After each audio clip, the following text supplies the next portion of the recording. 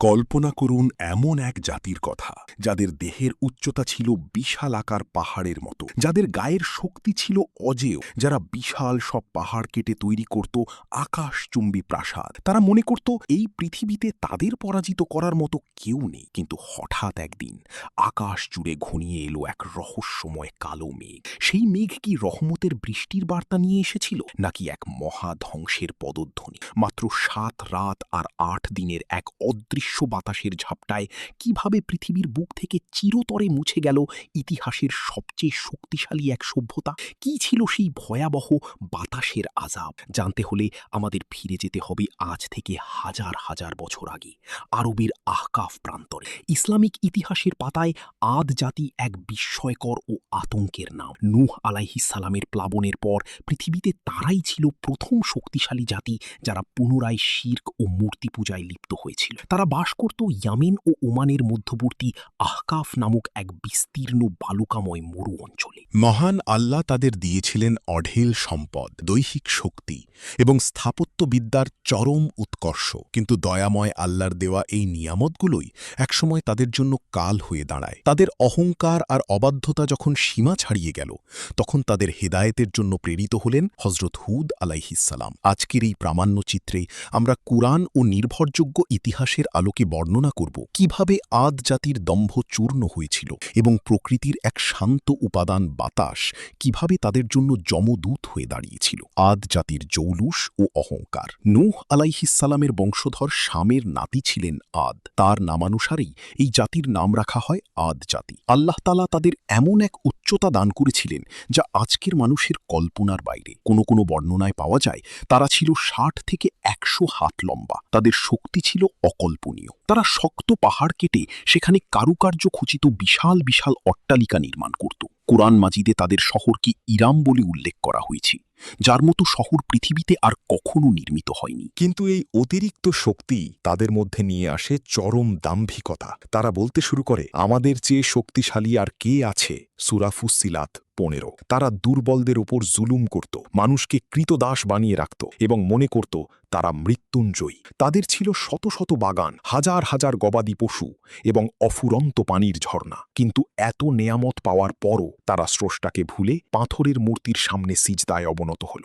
তাদের প্রধান ৩টি মূর্তির নাম ছিল সাদা, সুমুদ এবং হীরা। শিরকের এই অন্ধকার যখন গোটা সমাজকে গ্রাস করে নিল, তখনই আবির্ভাব ঘটল হজরত হুদ আলাইহিস সালামের। হজরত হুদ আলাইহিস সালামের সতর্কবাণী। হজরত হুদ আলাইহিস সালাম ছিলেন আদ জাতিরই একজন অত্যন্ত সম্মানিত ও সৎ বংশের মানুষ। তিনি যখন তাদের বললেন, হে আমার জাতি, আল্লাহর ইবাদত করো, তিনি ছাড়া তোমাদের অন্য কোনো উপাস্য নেই, তখন তারা অবাক হয়ে গেল। তারা হুদ আলাইহিস সালামকে উপহাস করতে শুরু করল। তারা তাকে নির্বোধ এবং মিথ্যাবাদী অপবাদ দিল। হুদ আলাইহিস সালাম দিনের পর দিন তাদের বোঝাতে থাকলেন। তিনি স্মরণ করিয়ে দিলেন নূহ আলাইহিস সালামের সেই মহাপ্লাবনের কথা। কিন্তু আদ জাতির নেতারা অহংকারের স্বরে বলল, হে হুদ, তুমি কি আমাদের দেবদেবীদের উপাসনা থেকে ফিরিয়ে আনতে চাও? যদি তুমি সত্যবাদী হও, তবে নিয়ে এসো সেই আযাব যার ভয় তুমি আমাদের দেখাচ্ছ। তারা মনে করেছিল তাদের বিশাল দেহ আর পাথরের দুর্গ তাদের বাঁচিয়ে রাখবে। হুদ আলাইহিস সালাম তাদের অনুনয় করে বললেন,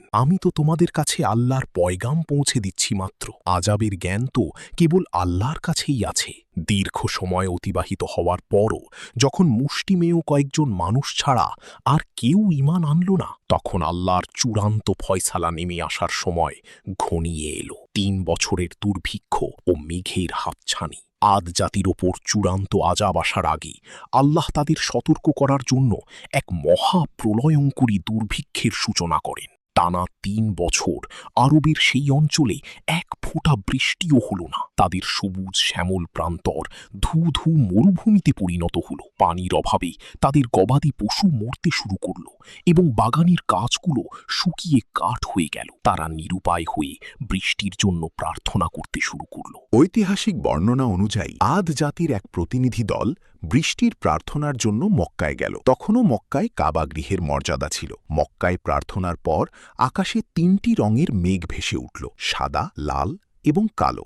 আকাশ থেকে একটি দৈববাণী এলো, তোমরা তোমাদের জন্য কোনটি বেছে নেবে? তারা ভাবল কালো মেঘ মানেই প্রচুর বৃষ্টি, তাই তারা তাদের নিজের জাতির জন্য কালো মেঘ বেছে নিল। তারা ভাবল এবার বুঝি তাদের দুঃখ ঘুচবে, কিন্তু তারা জানত না সেই মেঘের আড়ালে লুকিয়ে আছে মহাপ্রলয়। রহস্যময় সেই মেঘের আগমন। আহকাফের দিগন্তে যখন সেই বিশাল কালো মেঘ দেখা দিল, আদ জাতির লোকেরা খুশিতে নাচতে শুরু করল। তারা একে অপরকে ডাক দিয়ে বলতে লাগল, দেখো, এই তো সেই মেঘ যা আমাদের বৃষ্টি দেবে। সূরা আহকাফ ২৪। হুদ আলাইহিস সালাম দূর থেকে সেই মেঘের গতি প্রকৃতি দেখে বুঝতে পারলেন এটাই সেই প্রতিশ্রুত শাস্তি। তিনি মুমিনদের নিয়ে এক নিরাপদ স্থানে আশ্রয় নিলেন। মেঘটি যত কাছে আসছিল, পরিবেশ তত থমথমে হয়ে যাচ্ছিল। কোনো বৃষ্টির ঘ্রাণ ছিল না সেখানে, ছিল কেবল এক অদ্ভুত গর্জন। হঠাৎ বাতাস বইতে শুরু করল। প্রথমে মনে হয়েছিল সাধারণ ঝড়, কিন্তু মুহূর্তের মধ্যেই বাতাসের গতিবেগ ও তীব্রতা কয়েক হাজার গুণ বেড়ে গেল। এটি ছিল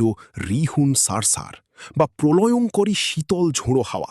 ৭ রাত ও ৮ দিনের ধ্বংসলীলা শুরু হলো। পৃথিবীর ইতিহাসের সেই ভয়ঙ্কর ৭ রাত আর ৮ দিন। সেই বাতাস সাধারণ কোনো বাতাস ছিল না। কুরআন বলছে তা ছিল অত্যন্ত শীতল ও প্রচণ্ড গর্জনকারী। সেই বাতাসের তীব্রতা এত বেশি ছিল যে তা বিশালদেহী আদ জাতির মানুষদের খড়কুটোর মতো শূন্যে তুলে ফেলছিল এবং সজোরে মাটিতে আছড়ে ফেলছিল। তাদের মস্তকগুলো দেহ থেকে বিচ্ছিন্ন হয়ে যাচ্ছিল। তারা তাদের পাথরের দুর্গের ভেতর আশ্রয় নিল, কিন্তু বাতাস পাথরের ছিদ্র দিয়ে ভেতরে প্রবেশ করে তাদের বের করে আনল। পাহাড়ের গর্তে লুকিয়েও তারা রেহাই পেল না।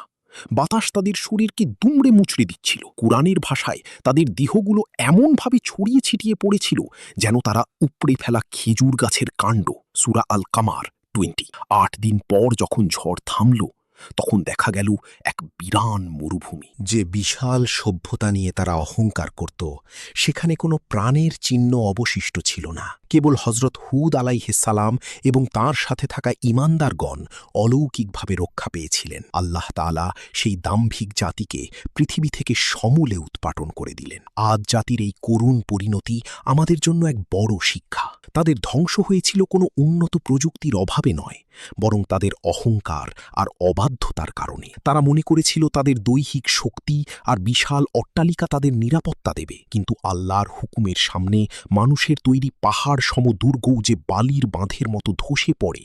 আদ জাতির ইতিহাস তার বড় প্রমাণ। আজকের আধুনিক যুগে মানুষ যখন তার বিজ্ঞান আর ক্ষমতার দম্ভে অন্ধ হয়ে স্রষ্টাকে ভুলে যায়, তখন আমাদের মনে রাখা উচিত প্রকৃতির ছোট একটি পরিবর্তনই আমাদের অস্তিত্ব বিলীন করে দেওয়ার জন্য যথেষ্ট।